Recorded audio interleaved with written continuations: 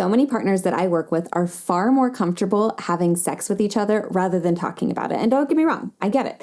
Conversations around sex can feel really intimidating and uncomfortable and really vulnerable. We all grow up with different, often confusing messages about sex and sexuality and our bodies and other people's bodies. And most of us are left to piece together these messages on our own from what we hear from our friends, from media, from culture, what our parents or caregivers are talking about. But the thing is that open communication about sex is really the key to a long-lasting, satisfying sex life. Because when you're able to talk about sex, you can adapt to evolving desires, bodies, and life circumstances. And these things are going to happen to everyone over time. So I really want you to feel safe and comfortable and get those conversations flowing in your relationship so they can be easier and help you guys enjoy sex more over a long span of time. So that's what we're going to be talking about today. 4 simple steps to make these conversations much easier.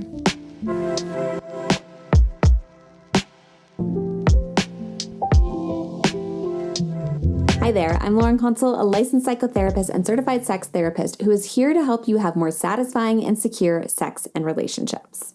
Step number 1 in making conversations around sex easier. Start with a meta conversation. Start with talking about why these conversations feel difficult or uncomfortable or challenging. You're going to want to ask each other lots of open-ended questions like, what makes these conversations uncomfortable for you? What do you think is the biggest barrier to us having these conversations?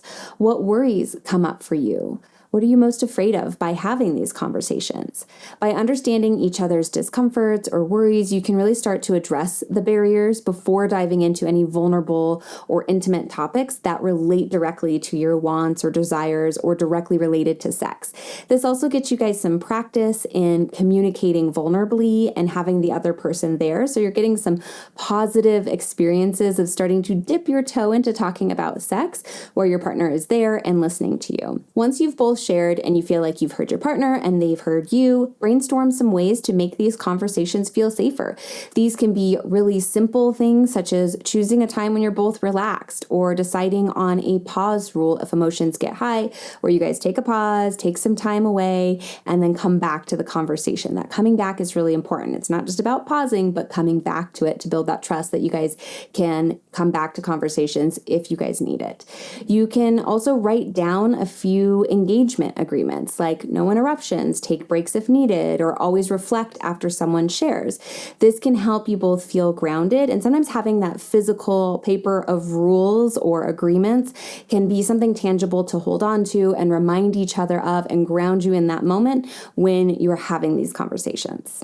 Step number 2, explore how you learned about sex growing up. Now that you've set the stage for more comfortable conversations, and you're going to, of course, do these things, try exploring each other's early experiences and messages about sex. This can really help you approach the topic of sex without diving right into the current desires, which often feels the most vulnerable for people. So instead, what you're doing is you're sharing stories and influences from your family, friends, community, childhood, which can ease you into the topic while also still being vulnerable and giving valuable insight into how these past messages may be impacting your conversations today. So there's a lot going on in the sharing of the past that can be really fruitful and helpful in getting more comfortable talking about sex. Here's some questions to help get you started in this step. The first is, what explicit messages did you get about sex growing up? Think of explicit messages as direct statements or lessons that you got directly from a source. Now, some people may have been told things like don't have sex, while others may have received extensive information on sexuality, dating, bodies, or pregnancy. So you might want to ask, when did these conversations tend to happen? What was the tone of these conversations? Did your family use anatomically correct names or euphemisms for body parts? Continue to have these conversations, get a good sense of explicit messages that they receive. Now, this can be a pretty short conversation or a pretty extensive one, depending on how much families or caregivers were explicit in these conversations. The next one tends to be the longer chunk. What implicit messages did you get about sex growing up? Implicit messages are more subtle and often more impactful because of that. These are lessons that are conveyed through actions or behaviors, repeated experiences, or even through words, but they're not directly related to sex or to that child necessarily. And these really shape our attitudes and beliefs profoundly because they are repeated over time. They're the things that we are seeing done over and over again. And actions speak much louder than words, which is why they get so ingrained in us. So these are the things we really want to spend time looking at and piecing through. And because they're implicit and subtle, it can be harder to figure out what these are. So here are some questions to help get you thinking. How did your parents or family react to news of other people dating or getting pregnant outside of marriage? How did they respond to certain clothing styles, people's bodies, or sexually provocative media? What did they do when a sex scene came on a movie? Did you ever see even movies with sex scenes? Did they cover your eyes, make you leave the room? Did they say nothing? How did they treat same-sex versus different sex friends of yours, or even between you and siblings of same or different sexes? Really spend some time talking about these implicit messages because while they can be more challenging to discover, they can be way more enlightening oftentimes than the explicit messages that you received. Other questions to ask in this category might be, what did you learn from your friends about sex growing up? Friends often play a really big role in our sexual education and ideas about sex because they're the people we're talking to, maybe hearing things from. They're getting different messages from their family, so we're kind of mushing it all together. So it may be helpful to consider also asking each other about these influences and the kinds of conversations you had with peers. Another question to ask might be, how did your family express joy and pleasure? And of course, this isn't about sexual pleasure, but rather just the expression of joy and enjoyment in general. You might ask, was there an emphasis on being present and enjoying the moment, or was there a different message about joy and pleasure? As these conversations start to feel more comfortable, I encourage you to keep going deeper and exploring more personal experiences with still an emphasis on the past, but starting to talk about your own personal experiences to continue to move the conversation forward and build trust along the way. So you might ask questions like, when were you first exposed to porn or erotic material? What was that experience like for you? How do you think that's impacted you?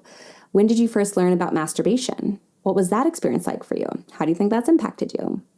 What were your early experiences of sexual exploration with others like? What were those experiences like? How do you think they've impacted you? Now, these discussions really build up comfort and trust, helping both of you understand each other's influences and really help pave the way for more open and meaningful conversations about sex in the present, which is where we're headed next. Step number 3, share favorite moments from your sexual relationship together. Once you're both feeling more comfortable with the previous conversations, it's time to shift to present day and talking about your sex life together, but we're going to ease into this too. So first, take a moment and each of you individually write down 3 memorable sexual experiences that you had with each other. And there's no need to pick the best moments because that can feel like a lot of pressure. Just 3 times that you really enjoyed the sex that you guys had together. And write down what you liked about each experience and why. Now, writing it down first really lets you reflect and think deeply without feeling put on the spot. Then come together and share these experiences, explaining what made them special to you, what stood out to you, why you really enjoyed them, why they are ones that you chose, what you found pleasurable about them. Really sharing with each other and ask questions, reflect back what you're hearing. This exercise really allows you guys to connect and build safety around actually using words around sex, practicing saying things, sharing vulnerably, and hearing the other person and having them hear you. But it does it in a safe way because these experiences have already happened and both of you were there and know what happened. So it's not sharing something new, it's sharing something that you guys both already experienced, but still doing it in a way where you're practicing communicating, sharing with each other, and using sexual words in a safer way. Step number 4, find mutual interest with a sexual inventory quiz. And if you're wondering what that is, don't worry, I'm going to link one in the description below that I like. It's free and anonymous, not affiliated, just one that I like. And this quiz is a long list of sexual experiences from very vanilla things to very kinky things. You might have to Google some, so I don't recommend doing it on a work computer. And each item has a yes, no, or maybe next to it. Now, the first partner will take it and give their answers. The second partner, without seeing the first partner's answer, will then take it, give their answers. And after after both partners have completed it, you'll get a pop-up of the list with everything on it that both partners have either said yes or maybe to. All the no's will be removed. This gives you a really great jumping off point to discuss because all of the items on the list are things that you're interested in to some degree. So go through the list together and ask each other questions like, what interests you about this? What makes you nervous about this? How do you imagine us exploring this? What would make this easier to explore? Ask more questions, reflect back, make this a really safe environment because you're already starting with a list of things that you both are interested in. These 4 steps are designed to help you build trust, comfort, and confidence in talking about sex and ultimately bring you closer together with your partner or partners. Remember, go slow and give each other grace. These conversations don't and shouldn't happen all at once. That is a lot of conversation.